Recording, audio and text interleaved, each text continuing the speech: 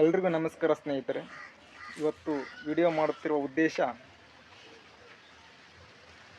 ತೆಂಗಿನಕಾಯಿ ಬಗ್ಗೆ ಒಬ್ಬರು ಅಪಪ್ರಚಾರ ವಿಡಿಯೋ ಮಾಡಿದರು.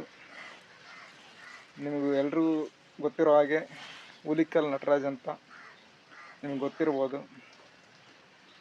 ಮೌಢ್ಯತೆ ಬಯಲು ಮಾಡುವ ಒಬ್ಬ ವ್ಯಕ್ತಿ ಸೈಂಟಿಫಿಕ್ಕನ್ನು ಬಯಲು ಮಾಡ್ತೀನಿ ಅಂತೇಳಿ ಒಂದು ವಿಡಿಯೋ ಮಾಡಿದ್ದಾರೆ. ಅದಕ್ಕೋಸ್ಕರ ನಾನು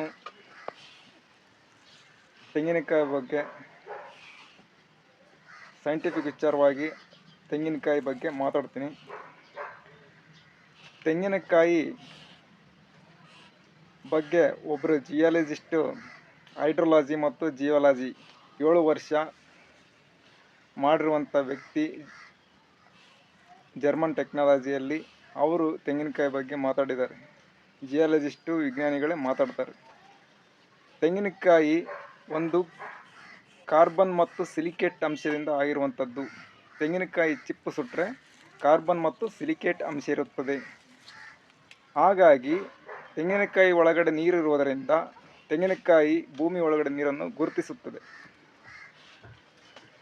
ಇಂಥ ಒಂದು ಸೈಂಟಿಫಿಕ್ ವಿಚಾರವನ್ನು ಮೌಢ್ಯತೆಯಲ್ಲಿ ಬಳಸಿಕೊಂಡು ಮಾತಾಡಿದರೆ ಹುಲಿಕಲ್ ನಟರಾಜ್. ಸೇಮ್ ಎಕ್ಸಾಂಪಲ್, ಈ ಬೆರಳು ಹೇಗಿರುತ್ತೆ, ತೆಂಗಿನಕಾಯಿ ಹೇಗಿರುತ್ತೆ, ಈ ಬೆರಳು ಹೇಗಿರುತ್ತೆ, ಆ ಬೆರಳನ್ನು ಸ್ವಲ್ಪ ಪಂಚ್ ಮಾಡ್ತಾರೆ, ಅದು ವಿರುದ್ಧ ದಿಕ್ಕಿನಲ್ಲಿ ಹೀಗೆ ಬರುತ್ತೆ. ಸ್ವಲ್ಪ ತೆಂಗಿನಕಾಯಿ ಲೋಲಕದ ರೀತಿಯಲ್ಲಿ ಹಿಂದೆ ಮುಂದೆ ಚಲನೆಯನ್ನು ಉಂಟು ಮಾಡುತ್ತೆ.